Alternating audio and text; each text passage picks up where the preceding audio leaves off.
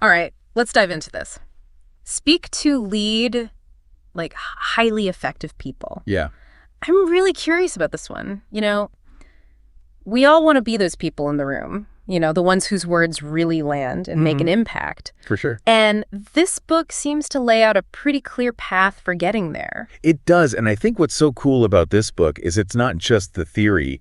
It's like, this is what worked for the author. Right. So it's like, we're getting their secrets. Yeah. Not just some theoretical stuff. Yeah, what they did to really become a more effective speaker. Exactly. And it seems to cover so much, like the psychology behind it. Right. How to be more confident, even those tough conversations. It's all in there. Yeah, and one of the first things that really stuck out to me was just how much language shapes our perception of reality. Okay. Not just the words themselves, but like the power that they have to shape our thoughts and feelings. It's deeper than just words, right? Exactly. It's the meaning behind them. Exactly. Yeah. I was reading this article, I think it was just the other day, about, how we talk about climate change, right? Whether we call it a crisis or change. Oh, yeah. And how people react so differently to those two words. It's true. I mean, even these small tweaks in the words that we use can make a big difference in how people see an issue. Absolutely. And what I think is kind of unsettling, actually, is the book talks about how language can be used to divide people. Yeah. Yeah. It's like that us versus them thing that we see everywhere these days. Yeah, exactly. Like, even unintentionally sometimes, I feel like the words that we choose contribute to that. Absolutely. So we have to be mindful of that. Right? Yeah, we really do. I mean, how we speak, how we understand other people. Absolutely. It all matters. Now, another thing the book really digs into is, aside from just the words that we say, there's this whole nonverbal world. Oh, yeah. Eye contact, Yeah. facial expressions, gestures. Body language, yeah. It's like the secret language. It is. Everybody understands it, but we don't always think about it, right? Exactly. I've definitely had moments where somebody's body language is totally different than what they're saying. Oh, yeah. It's like their words are saying one thing, but their face is like, no way. Totally. And that can really undermine what you're trying to say. Absolutely. So what does the book say about, for example, eye contact? What are we supposed to be doing with our eyes? Yeah, it says it's really key to make eye contact with everyone in the group. Okay. But don't get, laser focused. You don't want to creep people out. Right? Exactly. Keep it natural. Yeah. And then there's this other tip I thought was kind of funny. They actually say you should practice your facial expressions in the mirror. Okay. I laughed when I first read that. Yeah. But you know what? The more I thought about it, the more it made sense. We work so hard on what we're going to say. Right. But we don't really pay attention to how our face is reacting. Right. And making sure those two things match up, your words and your face. Right, so they're congruent. Yeah, it can make you so much more genuine and powerful. Absolutely. It's almost like you're in control of your, nonverbal message. Totally. Yeah. Okay. What about this whole idea of assertiveness? Because I feel like a lot of people think that's the same as being aggressive. Yeah. And it's really not, is Not at all. It's about that sweet spot between being a pushover and a bully. Right. It's about respecting yourself, respecting other people. And it's a tough balance. Yeah. I know I've messed that up before, where I thought I was being assertive and it came out really aggressive and it backfired. Yeah. So what does the book say about, how to actually do it? Yeah. What are some, techniques? Yeah. One of the things they talk about is using I statements. So instead of saying, you're always late, you could say, I feel frustrated when meetings don't start on time. Okay. So it's really about owning your feelings without blaming the other person. Right. It takes the focus off of, accusing them Thanks. and more on how you feel about it. Exactly. Okay. And they also talk a lot about setting boundaries. Right. Which is basically just being clear about what you will and won't tolerate. Right. And then communicating that really clearly and calmly. And that's where the voice comes in, Yeah. right? Because, and I know, sometimes if I try to be assertive, my voice gets all shaky, and that doesn't help. Yeah, for sure.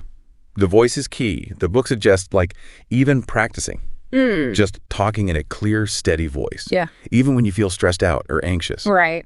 And it's a skill. It takes time. Absolutely. Okay, so we've got I statements, we've got boundaries, we've got voice control. Right. Okay. Now, this next one's really interesting. It's talking about empathy. Mm, and empathy being like a secret weapon for influence. right. And I've always thought of empathy as like, that's what good people do, right? You try to Yeah. understand other people. But I never really thought of it as a way to be more persuasive. Yeah, and that's what's so cool about this book is they're arguing that true empathy, Mm. like really getting where the other person's coming from, Mm. actually makes your message stronger. Oh, okay. And it's not about like tricking people or manipulating them. Right, right, It's about building that bridge of understanding. right.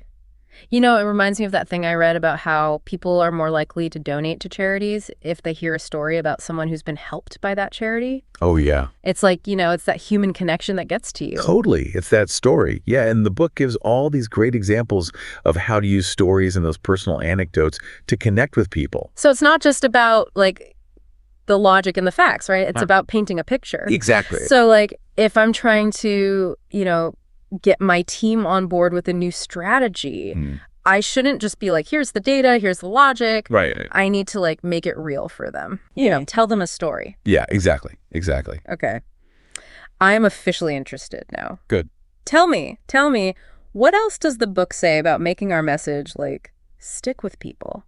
So it really boils down to these three things. Keep it simple, be direct, and then use examples and stories whenever you can. I like that. And it all ties back to what we were just talking about, right? Yeah. With the empathy, with the personal stuff. It really does. It's all about that human connection, Exactly. Making it clear, making it relatable. Absolutely. Absolutely. Now, this next thing, it's called the availability heuristic. I'm not even sure I know what that means. It's basically our brain's tendency to overestimate how likely something is to happen based on how easily we can remember it. Okay. So like if you just saw a news report about a plane crash, you're going to be afraid to fly, even though it's statistically really safe. Right. That makes sense. Yeah. Okay. Because your brain's like, oh, I remember that plane crash. It could happen to me. Right. So it's like those vivid memories stick with us. Exactly. Okay. So how does this apply to communication and influence? So smart communicators can use this. They make their ideas super vivid and memorable. So that's what sticks in your mind. So it's not just about like dry facts and figures again. Yeah. You have to make it like come alive for people. Exactly. Exactly. Okay. I see where you're going with this. So if I want people to like get on board with my awesome project, Yeah. I shouldn't just give them a boring spreadsheet. No, exactly. Paint them a picture, make them feel it. Exactly. Make it real for them. Okay, this is really interesting. Yeah. I'm starting to see how like understanding these psychological things, it can really like up your communication game. Absolutely. Absolutely. And the book goes even further. It talks about how to be more memorable, not in like a cheesy way, but in a way that's true to yourself. Right, because you don't want to be fake, right? People see right through that. Exactly. Okay, so how do you do that? How do you be like authentically memorable? Yeah, well, they talk about those first impressions being so crucial. Oh, yeah. And that's not just about how you look. Right. It's about how you present yourself. Okay. So yeah, eye contact, firm handshake, all that stuff matters. But it's more than that. It's about showing up and being engaged in the conversation. Right. Really listening to what the other person's saying. Right. And then a little humor never hurts. Right. No, I'm all about that. Yeah. Make them laugh. Totally. It can really make you more likable and memorable. Absolutely. This is great stuff. It's like a masterclass in communication. But what about those of us who struggle with self-doubt? Yeah. Can we still be influential, even if we don't always feel confident? That's a great question. And it actually leads perfectly into the next section of the book, which is all about boosting your self-esteem. Because, I think a lot of people don't realize how much self-esteem affects how other people see you. Right. If you don't believe in yourself, why should anyone else? Exactly. So the book really emphasizes that self-esteem isn't just about feeling good. It's about how those feelings impact how other people see you, how you project yourself into the world. It's like it affects everything, right? It does. It affects your communication, your influence. Right. Yeah, it's a big deal. So, what are some ways to actually cultivate self-esteem? Yeah. How do we do that? Well, the book gives some great tips, like practicing positive self-talk, setting those achievable goals, and really taking the time to recognize your own strengths. Okay. It's all about shifting that inner narrative from self-criticism to like self-compassion. Oh, I like that. I'm a huge believer in positive self-talk. Like, we can be so mean to ourselves sometimes. Yeah, we are our own worst critic. Yeah, yeah. So we need to be our own cheerleader too. Exactly. Yeah. Exactly. And the achievable goals, that's huge too. Yeah. I know if I set these crazy high expectations for myself and I don't reach them, I feel terrible. Oh. But if you break it down into smaller steps, Right. you can celebrate those wins and it keeps you motivated. Exactly. It's like you're building yourself up one step at a time. Absolutely. This has been so insightful so far. And we've only just scratched the surface of this book. I know. There's so much more to explore. Yeah. But we'll have to save that for next time. Okay. Sounds good. Yeah. I'm looking forward to it. Me too. Okay, so picking up where we left off, let's talk about social influence. Yeah, because when I hear that, I think, those Instagram stars with millions of followers telling everyone what to buy. But this book's not really about that, is it? No, not exactly. It's more about, like, we're all influencers in some way. Right. Like, whether you're leading a team or trying to get your point across in a meeting. Right. Or even just, like, convincing your friend to see that new movie with you. Right. It's all influence, right. I like that. Yeah. I like that. It's like we all have that power. Yeah. So what about those social media influences, though? The ones who really seem to, like, nail it. What can we learn from them? Well, the book breaks down their approach. And one of the first things they talk about is content creation. So, like, really being strategic about what you're putting out there. Okay. Knowing your audience, what they want, what they need, and tailoring your message accordingly. So it's not just, like, posting random stuff and hoping people like it? No, not at all. You got to be intentional. Exactly. Yeah. And then there's this whole idea of monetization, which might seem a little weird, but it's not about, like, making money off every conversation. Okay. It's more about understanding this principle of value exchange. Like, what are you offering your audience? What are they getting in return? Even if it's not money, right? Exactly. Yeah, it could be information or inspiration or even just a sense of connection. Right, because we're always giving something in our interactions, so we need to be clear about what that is. Totally. Yeah. Otherwise, people don't know why they should listen. Okay, so we've got the content, we've got the value. What else do these successful influencers do? They establish credibility. Okay. So, building that trust with their audience. Right. By being authentic, being transparent, being consistent. But it's about being real, basically. Exactly. Not being afraid to show those, like, less perfect parts of yourself, too. Right. It's funny because I think sometimes, especially at work, I feel like I have to present this, like, super polished image. Yeah. But honestly, the people I connect with most are the ones who are willing to, like, let their guard down a bit. Totally. Be vulnerable. I agree. Authenticity is way more compelling than perfection. Absolutely. Okay, let's switch gears a little bit and talk about those, like, communication challenges. Okay. Because we all have them, right? Oh, for sure. Even the best communicators sometimes have those awkward moments where they just can't seem to get their point across. Yeah, those conversations that go nowhere. Mm-hmm. Or you're giving a presentation and it totally flops. Right. So what does the book say about handling those situations?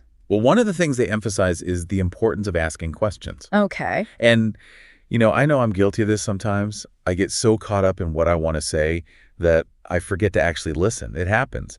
But the book's point is that questions are essential for good communication. It shows you're actually interested in the other person. Right. Not just waiting for your turn to talk. Exactly. And you can get so much more information by asking questions. Yeah. It helps you understand their perspective, where they're coming from. It's like that saying, seek first to understand, then to be understood. Totally. Now, another challenge is those difficult situations, whether it's a disagreement with a coworker or tension in a meeting, even like an argument with your partner. Oh, yeah, those are the tough ones. And those are the times when it's easy to just let your emotions take over. Right.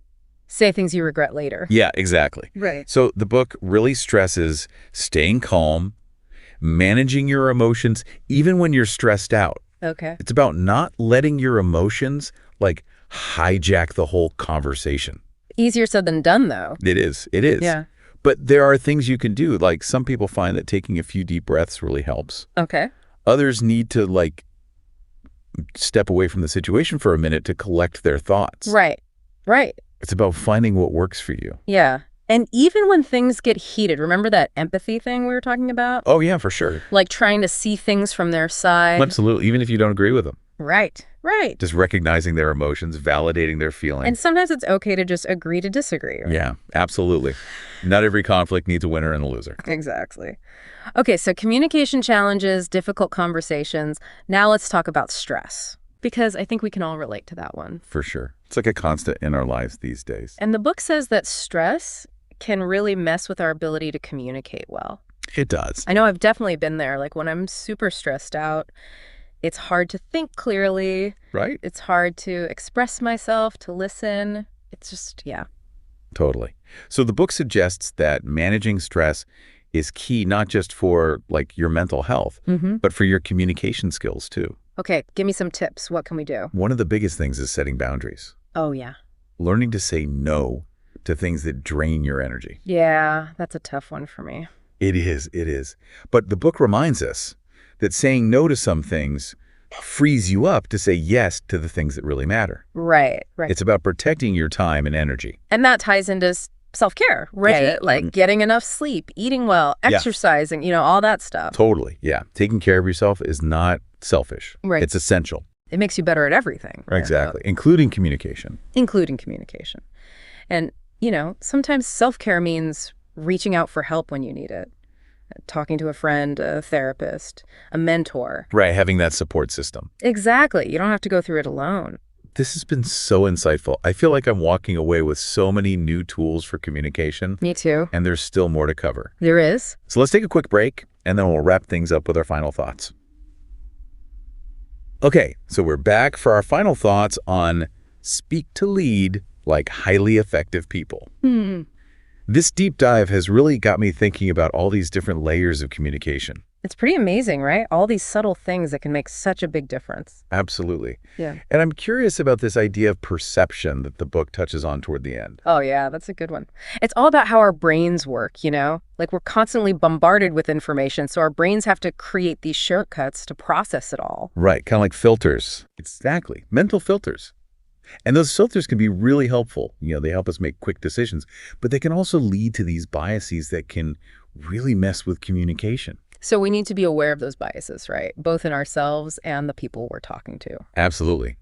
And what's really cool is that the book talks about how you can actually use those biases strategically to make your communication more effective. So it's not about eliminating bias altogether, which is probably impossible. Right. It's about understanding it and using it to your advantage. Exactly. Yeah. Like, let's say you're giving a presentation, right? And you know that people tend to be more persuaded by someone they see as an expert. Well, you can use that. Subtly highlight your credentials or your experience in a way that feels authentic. I see. Or if you're trying to connect with a potential client, you could, emphasize your shared interests or background to build that rapport. Exactly. It's all about tapping into those psychological factors to make your message land. Okay, this is blowing my mind a little bit. Good. It's powerful stuff. It is. Something else from the book that I really connected with was the importance of self-belief. Yes. Like really believing in your message, in your vision. Because if you don't, why should anyone else? Exactly. It goes back to that authenticity thing we were talking about. Right. People can tell when you're speaking from the heart, and that makes your message so much more powerful. It's like when you see those amazing speakers, the ones who just light up the room. You can feel their passion, and it just draws you in. Exactly. Self-belief is like a magnet. Wow. Okay, I have to say, this deep dive has been incredible. I feel like I've learned so much, not just about communication, but about myself. I know, right? It's been a real journey. It has. And I hope our listeners feel inspired to check out this book and continue exploring all these amazing ideas. Absolutely. There's so much more to discover. And as we wrap things up, I want to leave our listeners with a thought. We talked about social influencers and how they've really figured out how to persuade people. Who are some influencers that you admire? And what are they doing that you could try out in your own communication? It's something to think about as you keep working on those communication skills. That's a great challenge to leave everyone with. And remember, becoming a better communicator is an ongoing process. Just keep learning, keep practicing, and you'll get there. Well said. All right, that's a wrap for our deep dive into Seek to Lead Like Highly Effective People. Thanks for joining us.